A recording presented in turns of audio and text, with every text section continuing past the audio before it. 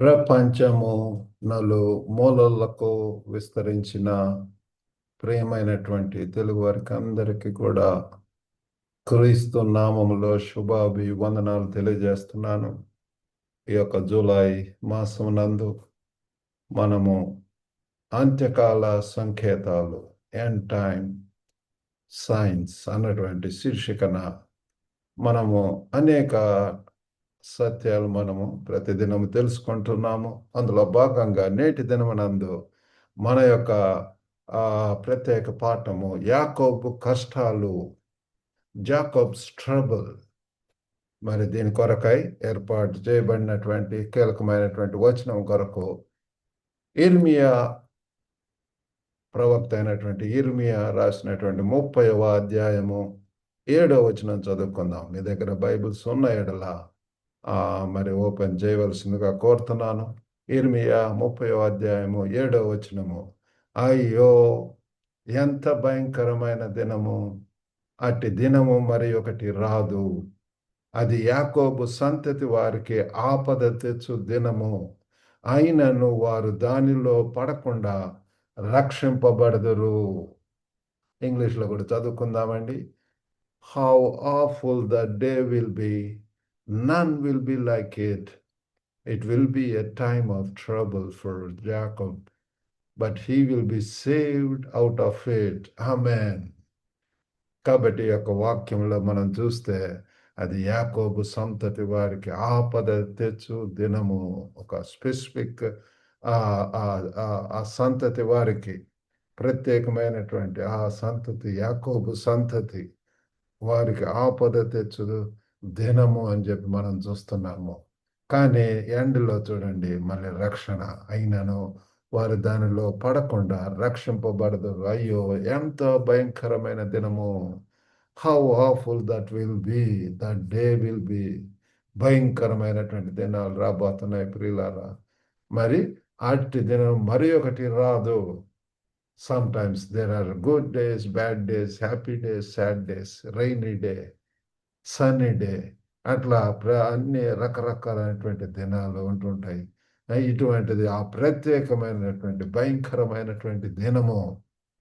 ఆ దినము మరి బైబిల్లో ఏం చెప్తుందంటే అట్టి దినము మరి ఒకటి రాదు. కాబట్టి పిల్లలారా, మన యొక్క దినాలు లెక్కించుట మాకు నేర్పించు అని ప్రవక్త చేస్తున్నాడు. జ్ఞాన హృదయాన్ని మాకు ఇవ్వండి. Teachers how to number the days. మరి జ్ఞానముతోటి పిల్లలారా. కాబట్టి దినాలను మరి జాగ్రత్తగా వాడవలసి ఉంటున్నది. సరే, ఇక్కడ యాకోబు కష్టాలు అన్నటువంటి నిర్వచనం చూస్తే ఇజ్రాయేలుకు తీవ్రమైనటువంటి బాధ మరియు బాధల కాలము యాకోబు ద్వారా సూచించబడింది. యాకోబు ద్వారా మరి ఇజ్రాయేలీయులకు మరి తీవ్రమైనటువంటి బాధ, ఆ బాధల కాలము, దైవిక తీర్పు మరియు పునరుద్ధరణ సందర్భం ప్రియులారా. చివరికి విమోచనకు దారి తీసే సంక్షోభము. కాబట్టి ప్రియులారా, ఇక్కడ మరి ఇర్మియా 37వ వచనంలో చూస్తే యాకోబు యొక్క తీవ్ర బాధను తెలియజేస్తుంది. మరి ఇక్కడ రక్షణ వాగ్దానంతో ముగేయటం మనం చూస్తున్నాము. మరి యాకోబు కష్టానికి సంబంధించినటువంటి మరి అది ఏమిటి ఆ కష్టము, ఎలా ఆ యొక్క కష్టాలు ఉండబోతున్నాయి, మరి అంతేకాకుండా ఎందుకు ఆ యొక్క కష్టాలు, వీటి మన యొక్క జీవితాల్లో కొన్నిసార్లు వచ్చేటటువంటి కష్టాలు, శ్రమలు, శోధనలు, మరి భయంకరమైనటువంటి వ్యాధులు, ఇవన్నీ కూడా ఆలోచిస్తున్నప్పుడు ఎందుకు అన్నటువంటి అది మన యొక్క జీవితాల్లో కూడా వస్తూ ఉండవచ్చు పిల్లలారా. కాబట్టి దాటిని అన్వేషించడానికి, అది ఇంకా తెలుసుకోవటానికి, ఎక్స్ప్లోర్ చేయటానికి మనం ప్రయత్నిద్దామండి. మొట్టమొదటిగా వాట్ యాకోబు కష్టాన్ని అర్థం చేసుకోవటం. What is the Jacobs trouble? యాకోబు కష్టాలంటే ఏమిటి అన్నప్పుడు ఇజ్రాయేలుకు అపూర్వమైన బాధను సూచిస్తుంది ప్రియులారా. ఇది మరి హీబ్రూ పదము తసారా అనేటటువంటి హీబ్రూ పదం అంటే బాధ ప్రియులారా. దీనికి మరి ఉదాహరణ మనం చూసినట్లయితే హోషేయ 5వ అధ్యాయం 15వ వచనంలో చూస్తే, వారు మనస్సు త్రిప్పుకొని నన్ను వెదకు వరకు నేను తిరిగి నా స్థలమునకు పోవుదును. తమకు దురవస్థ సంభవింపగా వారు నన్ను బహుశీఘ్రముగా వెతుకుదురు. కాబట్టి ప్రియులారా, బైబిల్ ఎంతో స్పష్టంగా చెప్తుంది. వారు మనస్సు తిప్పుకొని మారు మనస్సు. ప్రియులారా, బైబిల్‌లో ఎక్కడుందండి అంటారు. టర్నింగ్, యూ టర్న్ ప్రియులారా. ఒక లైఫ్ స్టైల్‌లో ఉన్నటువంటి పాపములో మునిగి ఉన్నటువంటి, తేలుతున్నటువంటి ఆ యొక్క దురాశ పాపమును గర్భం ధరించి పాపం పరిపక్వమై అది మరణానికి దారి తీయనని చెప్తుంది. పాపము ప్రియులారా, పాపానికి వచ్చు జీతము మరణం అని చెప్పి మనం పాడుతుంటాం పిల్లలు. కాబట్టి కానీ మరి ఇక్కడ మనం చూసినట్లయితే మరి వారు మనస్సు తిప్పుకొని మనం పాపంలోనే ఉండటం, బాధలోనే ఉండటం, ఆ యొక్క బానిసత్వంలో ఉండటం దేవునికి ఏమాత్రం కూడా ఇష్టం లేదు పిల్లలు. ఆ యొక్క తప్పిపోయిన కుమారుని యొక్క జీవితం చూస్తే ఎంతగా పొందల పొట్టు తింటూ, అయ్యో ఎంత ఆ దురవస్థలో ఉంటున్నాడు పిల్లలు, ఎంత బాధలో, ఆకలి తప్పులతోటి, సరైనటువంటి వసతి లేక, తిండి లేక, సరైనటువంటి కట్టుకోవటానికి బట్టలు లేకుండా, నిరాశరాయుడ, నిస్పృహతోటి, నిందనలు, అవమానం, షేమ్, సో మెనీ థింగ్స్ పిల్లలు. బట్ తిరిగి తన తండ్రి దగ్గర, అయ్యో నా తండ్రి దగ్గర ఆ యొక్క సర్వెంట్‌గా ఉన్నా సరే ఎంత సంతోషంగా ఉండగలను అన్నటువంటి బుద్ధి తెచ్చుకొని అన్నట్టు. వారు మనస్సు తిప్పుకొని నన్ను వెదకు వరకు మరి మనం తిరిగి రావాలని ప్రభువారు కోరుకుంటున్నారు. ఈజ్ లుకింగ్, తండ్రి కూడా ప్రియులారా ఎంతగా తన కుమారుడి, ప్రియమైన కుమారుడి కొరకు చూస్తా ఉన్నాడు. మనమందరం కూడా దేవుడు లోకముని ఎంతో ప్రేమించినంటున్నాడు. ఆయన మనం తిరిగి రావాలని, ఆయన యొక్క మరి రక్షణ పొంది ఆయన యొక్క ఉద్దేశాన్ని ఎరిగి తండ్రి యొక్క రిలేషన్షిప్ కలిగి మరి ఆ యొక్క మీనింగ్‌ఫుల్ రిలేషన్‌షిప్స్ కలిగి ఈ లోకంలో దేవుని కొరకు జీవించాలని ఆశిస్తున్నాడు. కానీ మనమైతే మన యొక్క సొంత చిత్తములు, సొంత ప్రయత్నాలు, మన యొక్క ఇష్టం ప్రకారం స్వనీతి, స్వలాభములు, స్వచిత్తములు, స్వకార్యములు ఇవన్నీ కూడా ప్రియులారా దేవునికి ఎంత బాధను కలిగిస్తున్నాయి. తమకు దురవస్థ సంభవింపగా వారు నన్ను బహు శీఘ్రముగా వెతుకుదురు. ఆపదల్లో ప్రియులారా, మన కష్టాలు వచ్చినప్పుడు మనకు దేవుడు కనపడుతుంటాడు. సరే, ఏమిటి అన్నటువంటిది మనం చూసి ఉంటున్నాము. మరి ఎలా యాకోబు కష్టాలు ఎలా వ్యక్తమవుతాయి? ఈ సమస్య మరే ఇతర సమస్యకు భిన్నంగా ఉందని యెరెమీయా ఇక్కడ సూచిస్తున్నాడు ప్రియులారా. యెరెమీయా ప్రవక్త చెప్తున్నాడు, this is the more important problematic thing. ఈ సమస్య మరే ఇతర మిగతా సమస్యలు కాదు కానీ ప్రియులారా, the important thing is the sin. You need to think about that thing. అయ్యో పాపం ఉన్నంతసేపు కూడా మన యొక్క జీవితాల్లో ఆ ప్రోగ్రెస్ అనేది ఉండదు. పాపము ఉన్నంత వరకు కూడా బానిస బతుకు ప్రియులారా. ఆ సంతోషం ఉండదు, సమాధానం ఉండదు, ఆ స్వేచ్ఛ ఉండదు ప్రియులారా.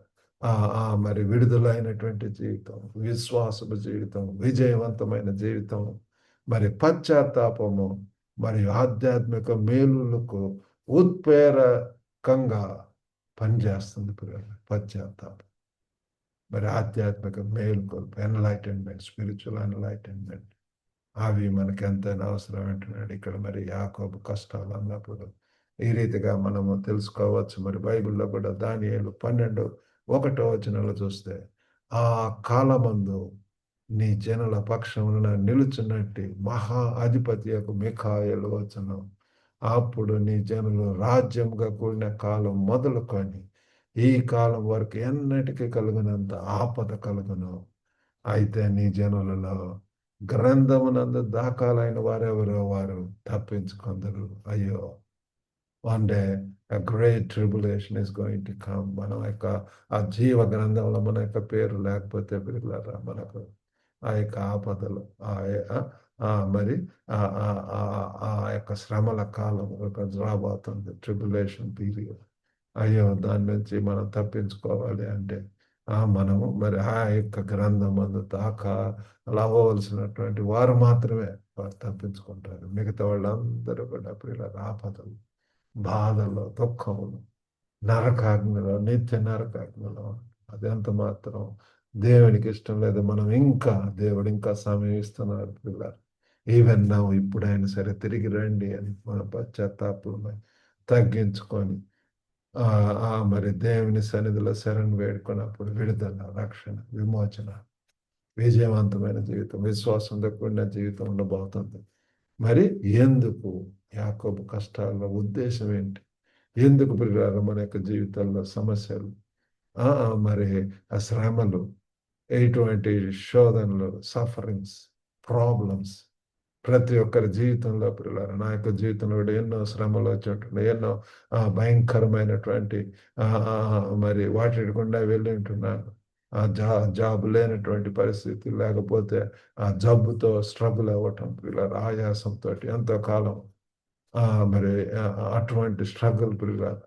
కానీ దేవుడి పిల్లలు నాకు ఆ విడుదల అనేటువంటిది ఇచ్చి ఉంటున్నాడు. ఆ రీతిగా చేయగల సమర్థుడు మనకు ఉంటున్నాడు. కాబట్టి ఇక్కడ ఈ సమస్యను ఎందుకు ఎదుర్కొంటున్నాడంటే ఆ 2 రెట్ల ఉద్దేశం పిల్లలు, టూ రీజన్స్. లేకపోతే ఏంటంటే తీర్పు మరియు పునరుద్ధరణకు మార్గము. ఒకటేంటే తీర్పులో పాల్గొనటం ప్రియులారా. మనం గనక ఆ కష్టాల ద్వారా ప్రియులారా మరి మనం విమోచింపబడి, రక్షింపబడి దేవుని వైపు తిరిగితే మనకు పునరుద్ధరణ, repentance leads to restitution, revival. ఆ యొక్క దేవుని సన్నిధిలో రిజాయిసింగ్ ఇన్ ద లార్డ్. లేకపోతే తీర్పుకు లోనవటం పిల్లలు. మన ముందు రెండే ఉంటుండే, జీవము, మరణం. ఏది కావాలో కోరుకున్నాడు. ఇజ్రాయేలును తిరిగి దేవుని వైపుకు నడిపించడానికి ఉద్దేశించిన బాధ ఎందుకనే దానికి మనకు ఉదాహరణ మనం చూసుకోవచ్చు పిల్లలు. మన జీవితంలో కష్టాలు ఎందుకంటే వచ్చేది ఇంకా దేవునికి సమీపం అవ్వటానికి, ఇంకా దేవుని సన్నిధిలో శరణు వేడుకోవటానికి, దేవునికి దగ్గర అవ్వటానికి. Sometimes God allows some testing periods of problems, griefs, sorrows, misery, a sickness, or whatever it might be పిల్లలు. మరి జకరయ్య 13 అధ్యాయం 9వ వచనంలో చూస్తే ఆ 3వ భాగమును నేను అగ్నిలో నుండి వెండిని తీసి శుద్ధపరిచినట్లు శుద్ధపరచుతును, బంగారమును శోధించినట్లు వారిని శోధింతును. వారు నా నామమును బట్టి మొర్ర పెట్టగా నేను వారి మొర్రను ఆలకింతును. వీరు నా జనులని నేను చెప్పుదును, యెహోవా మా దేవుడని వారు చెప్పుదురు. ఆమేన్. చూడండి ప్రియులారా, how amazing words in the Bible. Jakarayya 13:9. మరి ఆ 3వ భాగం నేను అగ్నిలో నుండి వెండిని తీసి శుద్ధపరిచినట్లు శుద్ధపరుచున్నాను. మనల్ని శుద్ధపరచాలని దేవుడు కోరుకుంటున్నాడు. ప్రతి మా కాలుష్యం నుంచి, మలినం నుంచి, ఆ పాపం నుంచి ప్రియులారా, ఆ మురికి నుంచి మనల్ని క్లెన్సింగ్ పవర్ ప్రియులారా, యేసు యొక్క రక్తంలో చిందించినటువంటి రక్తం ద్వారా మనకు విమోచన. ఆ యొక్క శుద్ధపరచబడటం, బంగారం శోధించినట్టు వారిని శోధింతును. బంగారం ఏ రీతిగా పిల్లల మనకు వచ్చేటటువంటి ఆ గోల్డ్, దానికోసం ఎంతో పిల్లల నలుగు పట్టం, ఎంతో వేడిలో దాంట్లో గుండా పోయినప్పుడు పిల్లల దాంట్లో మనకు స్వచ్ఛమైనటువంటి విలువైనటువంటి మంచి రూపం కలిగినటువంటి ఆ రీతిగా నన్ను కూడా పిల్లలు ఒకప్పుడు సొగసు లేదు, ఎంత రూపం లేదు మనలో, ఎంత పాపం తోటి పిల్లలు, ఎంత బలహీనత. ఆ రీతిగా ఉన్నప్పుడు ప్రభువారు మన జీవితంలోనికి వచ్చి మనం నడిపించి స్వస్థపరిచి విడుదల దయచేస్తాడు. ఇదంతా ఎందుకు పిల్లల? వీరు నా జనులని నేను చెప్పుదును. From God side he says they are my people. ఎంత ఘనత పిల్లరా! Are you his son or daughter? దేవుని యొక్క బిడ్డలు, కుమారులు, కుమార్తెలుగా ఉంటున్నారా? ప్రభు చెప్పగలుగుతున్నాడా? యేసు ప్రభు గురించి, ఈయన నా ప్రియ కుమారుడు, ఈయన యందు నేను ఆనందిస్తున్నాను. The same thing with every one పిల్లలు. మనం కూడా విలువ పెట్టి కొనబడినటువంటి వారు. We are all so precious in the God's sight. కాబట్టి అటు ఒక పక్క దేవుడు మనల్ని ఆయనకు జనులని ప్రియమైనటువంటి జనాంగంగా, యాజక జనాంగం, ప్రత్యేకింపబడినటువంటి వారు, పరిశుద్ధపడినటువంటి వారు, royal ambassadors, separated people, sanctified people, holy generation, nation, ఆ రీతిగా ప్రభు పిలుస్తున్నాడు. ఇంకొక పక్క యెహోవా మా దేవుడు అని వారు చెప్పుదురు. మనం చెప్పగలుగుతున్నామా ప్రియులారా? యెహోవాయే మా దేవుడు సాక్ష్యం ఇవ్వగలుగుతున్నాం. మా యొక్క గ్లోబల్ తెలుగు ఫెలోషిప్ మేము అవకాశాలు ఇస్తుంటాం సాక్ష్యాలు చెప్పడానికి.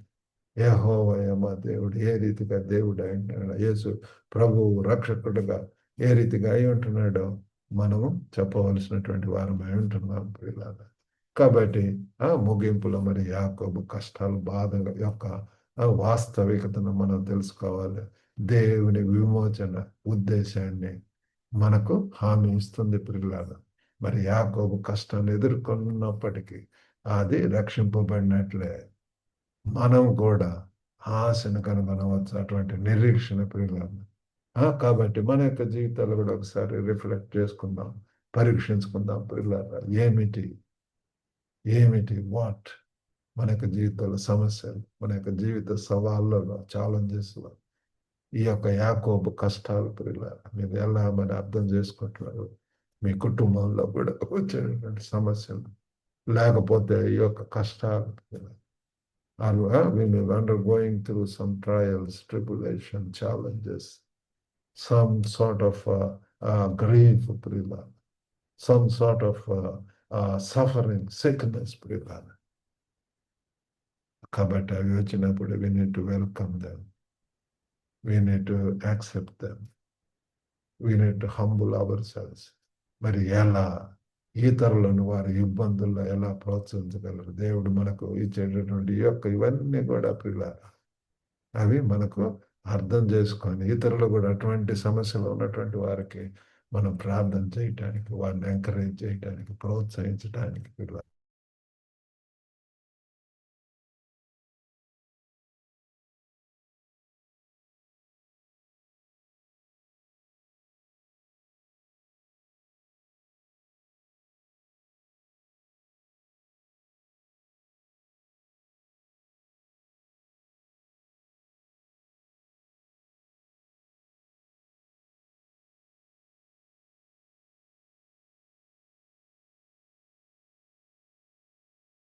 తండ్రి, ప్రేమ గల ప్రభు, పరిశుద్ధుడైనటువంటి తండ్రి, ప్రార్థన చేసుకుందాం ప్రియులారా. ఈరోజు ప్రత్యేకంగా తండ్రి, ఈరోజు వాక్యం కొరకు వందనాలు. యాకోబు కష్టాలు తండ్రి, తండ్రి, తండ్రి, తండ్రి, అయ్యో ప్రభు, ఒక గొప్ప ఉద్దేశంతో తండ్రి మీరు మా జీవితాల్లో తండ్రి, తండ్రి, ఓ ప్రభు, different kinds of problems of father, వాటి ద్వారా మీకు దగ్గర అవ్వాలని తండ్రి. అయ్యో తండ్రి, దాటి ద్వారా ఇంకా అటువంటి సమస్యలు ఉన్నటువంటి వారిని తండ్రి ప్రోత్సహించాలని తండ్రి మీరు అవి మా జీవితాల్లో తెస్తున్నారు నాయన. వీటి ద్వారా తండ్రి మేము బాధను తండ్రి ఆధ్యాత్మిక వృద్ధికి మార్గంగా చూడటానికి సహాయం చేయండి. ప్రేమ గల తండ్రి, ఇంకా అనేకులతో కూడా తండ్రి ఈ యొక్క బాధల్లో, వ్యాధుల్లో తండ్రి కష్ట నష్టాలు ఉన్నటువంటి వారిని కూడా తండ్రి, తండ్రి మీరు దర్శించండి ప్రభు. అస్వస్థ గురైనటువంటి యేసు నామములో తండ్రి మరి దర్శించండి, రక్షణ, స్వస్థత ఇచ్చండి, ప్రతి అవయవను దర్శించండి. గొప్ప దేవ, హీల్ దేవ ఫాదర్. ఎంతోమంది కష్టాల్లో ఉంటున్నారు, వారి యొక్క కష్టాల్లో, ఆపదల్లో, నిందల్లో, అవమానాల్లో మీరు సహాయం చేయండి. యేసుక్రీస్తు అతి పరిశుద్ధ నామమున అడిగి వేడుకొంచున్నాం తండ్రి. ఆమేన్. ప్రభునాథ మీకు అందరికి కూడా వందనాలండి. God bless you all.